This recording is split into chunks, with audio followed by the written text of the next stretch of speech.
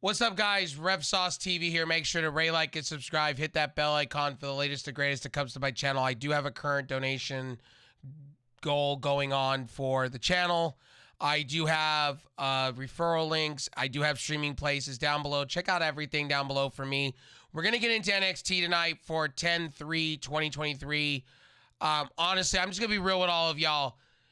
NXT, I don't know what they're doing with at this point. Like, they're bringing in main roster. It was fun at first. Now it's becoming oversaturated with main roster talent. Just feels like it's a third show for main roster people to be on and less about developing stars.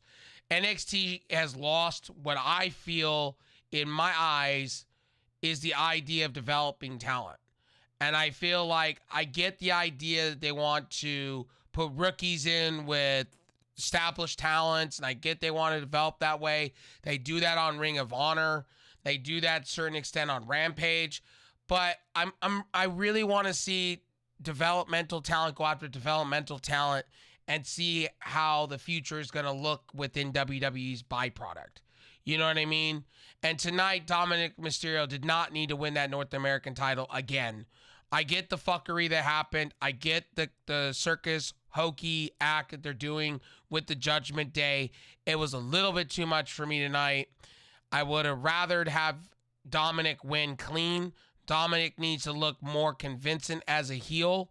I like him. I like the mullet. I like the look. I would have rather had Rhea Ripley help him in a way like China used to help Eddie Guerrero than the whole Judgment Day. I just feel like they just swapped potato titles. Everybody talks about the TNT belt over at AEW or the international title being, flip-flopped. Look at the NXT North American title. I don't understand that. Like, why are we doing that? Like, Trick Williams was perfect. I would have rather seen Carmelo Hayes turn on him and have Carmelo Hayes the heel. I get they got to keep him the top babyface on that product. Again, I don't understand why we got to have John Cena and Paul Heyman. It makes sense seeing Paul Heyman and turning Braun Breaker into a Paul Heyman guy. I like that because it suits Braun Breaker, because if Braun Breaker goes to the main roster, he's going to need a mouthpiece because Braun really cannot cut a promo, but he can have somebody, teach him into being a promo guy. When he does turn face, I see Braun Breaker being heel. He's doing the best work of his career. Again, I don't understand why we have to have John Cena and Paul Heyman on the other side. I get the whole idea of bloodline, good guys. I get it. They got to have that, because Survivor Series match for, War Games or whatever. I get it. And I so get the idea. I so get the idea of what they're doing with certain things with, Dominic. I get it. But at the same time, I just felt like it was just it feels like my intelligence is being salted. I don't know how to say that. Another match tonight, Gigi Dolan versus Blair Davenport. I don't understand that. I get that, that they have to finish their feud, but it needs to be more. Why is it so short? And why is it leading into a 5 minutes, kind of a messed up match to where's it going? You know what I mean? And I like Gigi Dolan, and I'm a fan, but she should be above this already. She should be fighting for titles, going against Becky Lynch, fighting for that brass ring, not Vicaria. And again, what are we doing with, Indy Hartwell or Roxanne Perez? What are we doing with that? WWE and Tribalists all want to say, well, AEW can't figure out their roster and they don't utilize their talent. Well, on NXT, they don't know what they're doing with Gigi Dolan, Blair Davenport, honestly, Roxanne Perez or Indy Hartwell. Seriously, they're just floundering. And I don't understand why they are doing that with their women's roster. Don't get that on NXT. You're feeding them to main roster talent. Next week, it's going to be Asuka versus Roxanne Perez. What, for Roxanne Perez to lose? Roxanne Perez should look strong here, and Asuka should be putting over Roxanne Perez, not the other way around. And I get they're trying to build for different pay-per-views and things like that. But again, why do we need to see main roster people here all the time? I want to see more developmental talent. And I'm not trying to knock on NXT this week. it just was leaving me scratching my head as a wrestling fan. You know, this is a C average show to me. It's a 6.75, a 7. They got to do better when it comes to booking.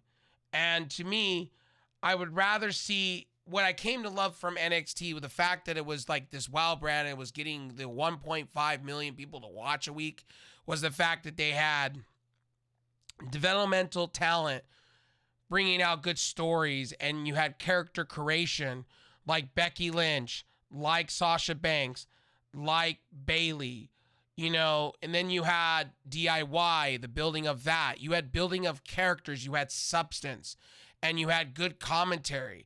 I do not feel Kevin Patrick or whoever this person is with Booker T. I just can't get down with it. Booker T should be on the main roster on Monday Night Raw, not on an NXT. And I just don't feel Booker T on NXT anymore. I feel he should be on the main roster on a Raw, doing things for Raw more than an NXT guy. And Triple H all into Mario Ronaldo?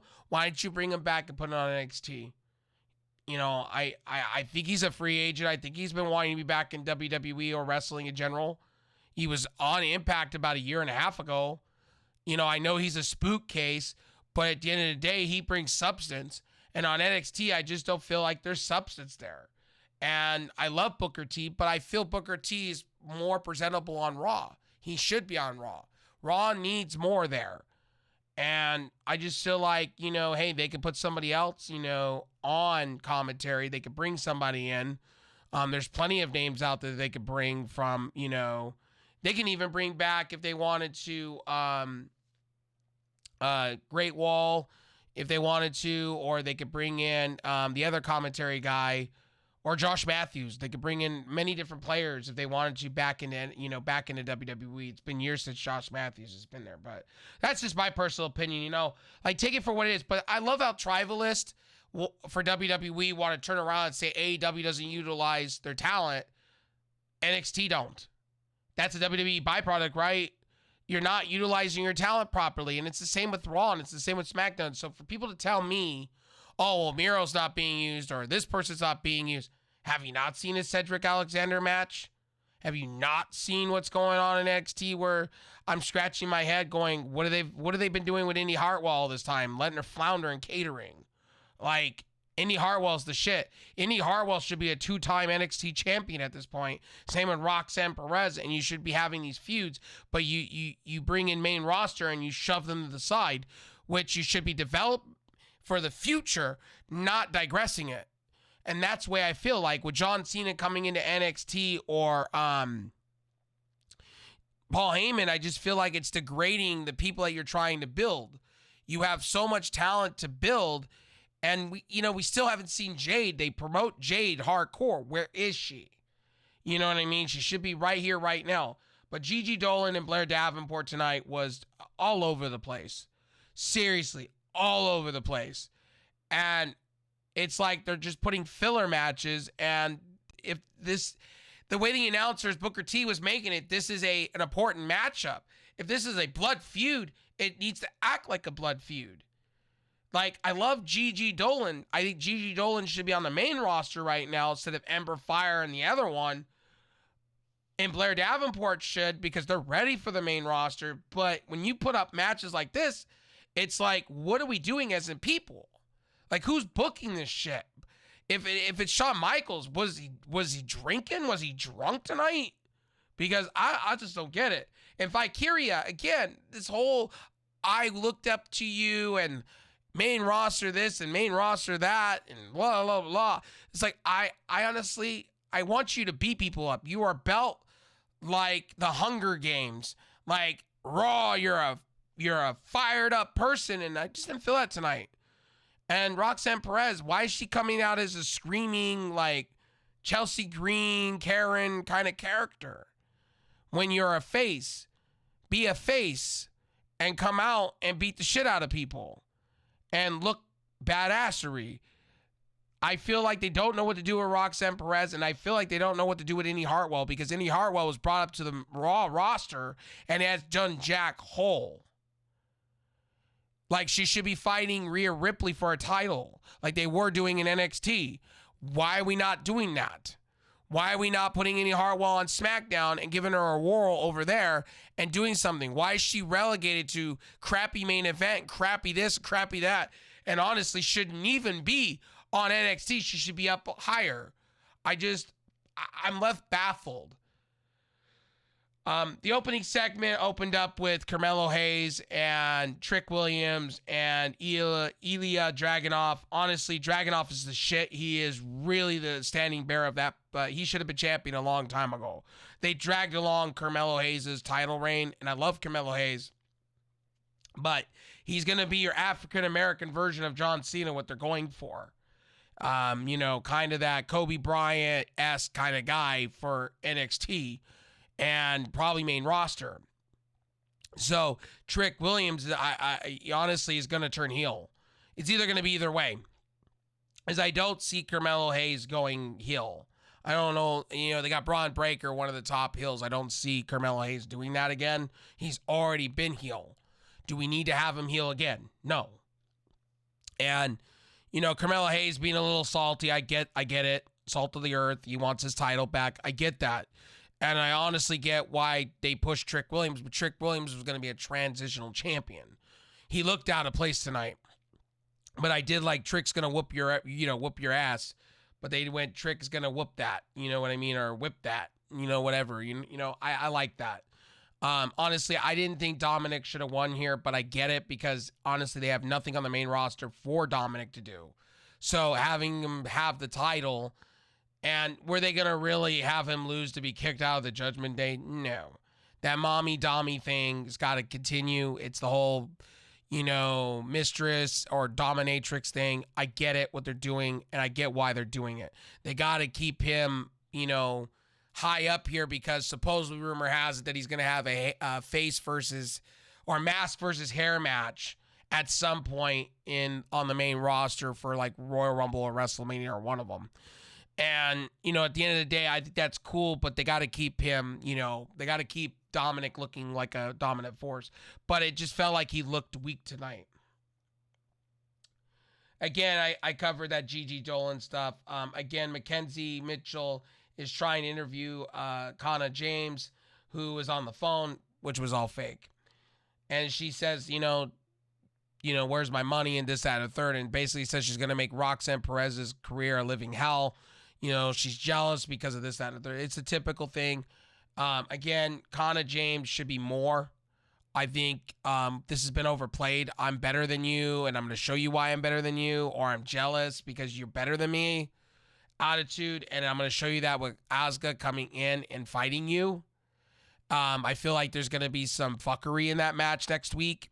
And again, Asuka is great shit, but what are we doing with Asuka?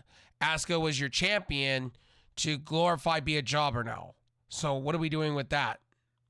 And if Asuka's going to be in NXT, have her in NXT. Don't just have her do one-offs and just go back to SmackDown to be whatever. And translate what she's saying for God's sakes. Like, Asuka could speak English, by the way, ladies and gentlemen, but they just don't have her doing it often.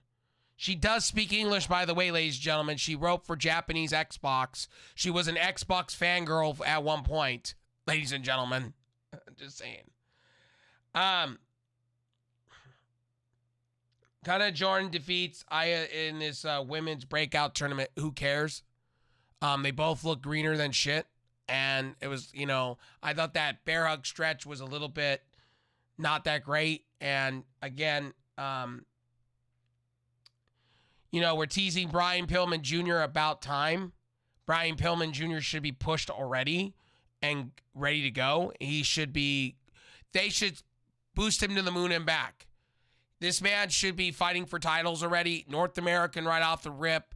You put everything on Brian Pillman Jr. You let that train go up, up, up, up, up.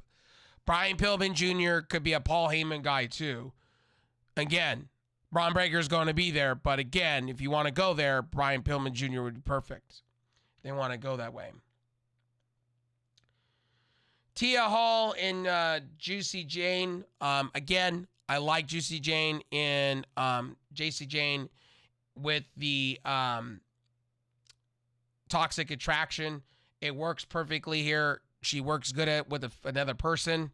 Terry Hall, I believe, will turn on Chase U and become heel. She is sexy as shit, and they need to push her to the moon and back at this point. She should be transcending up, and that's what you need to do. And you have them win that, those NXT belts at some point, those tag team belts if they still exist. Again, with Extra Lopez and Lola Vice.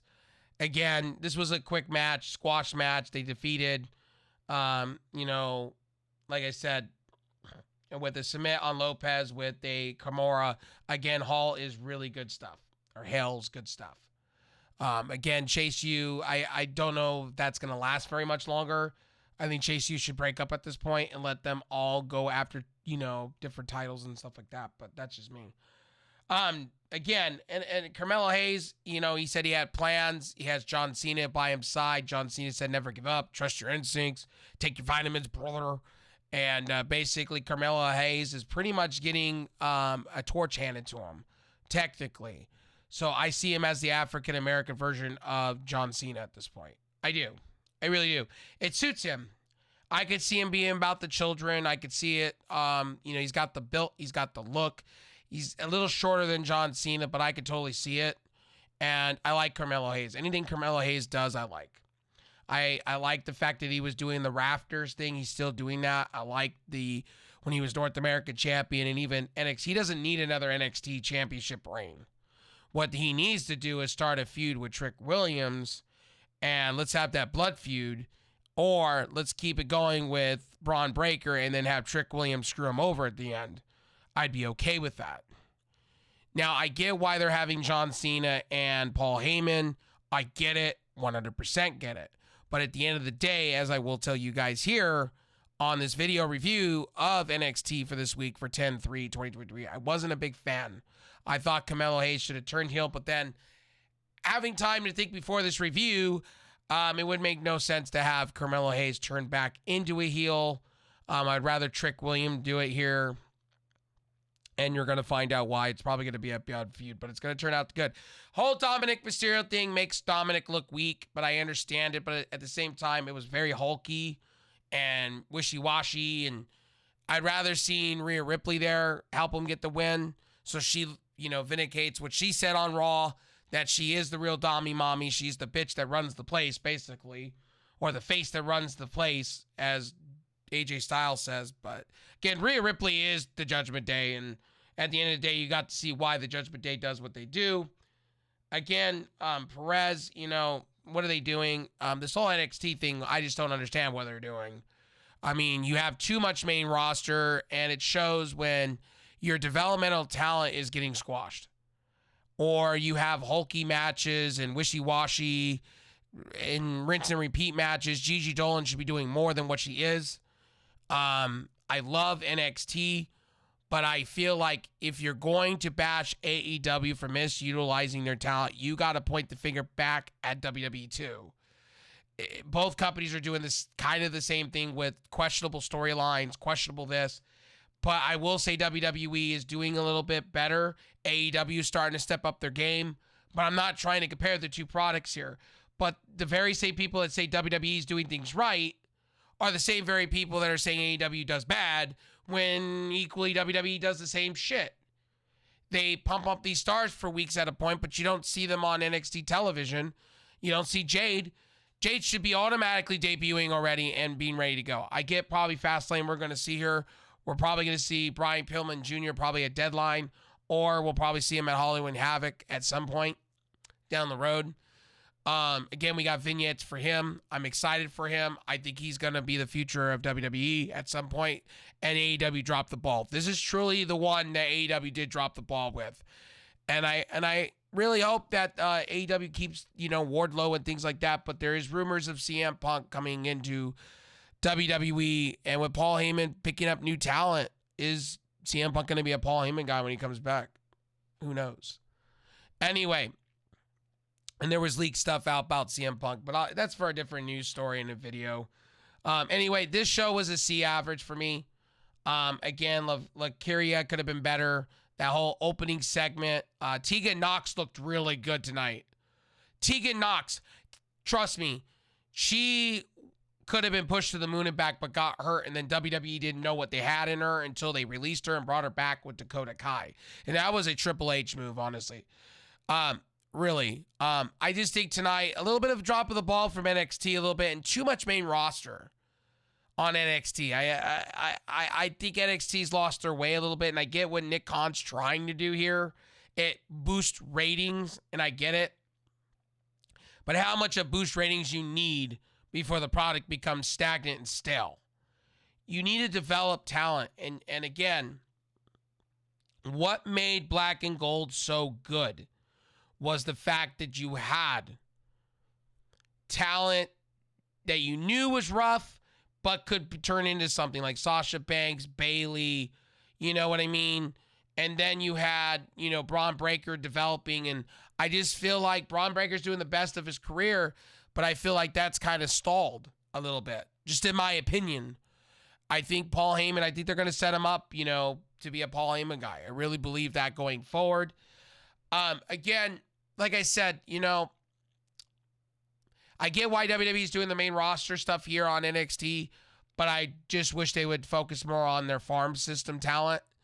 And I wish AEW would too, because you wouldn't have Brian Pillmans of the world jumping ship, honestly, if they were just treated right. And the thing is, Miro needs to stop complaining because people on WWE are misutilized. So, again, I don't see his point of view either. Again, that's just my opinion. I'll see you guys in the next wrestling review.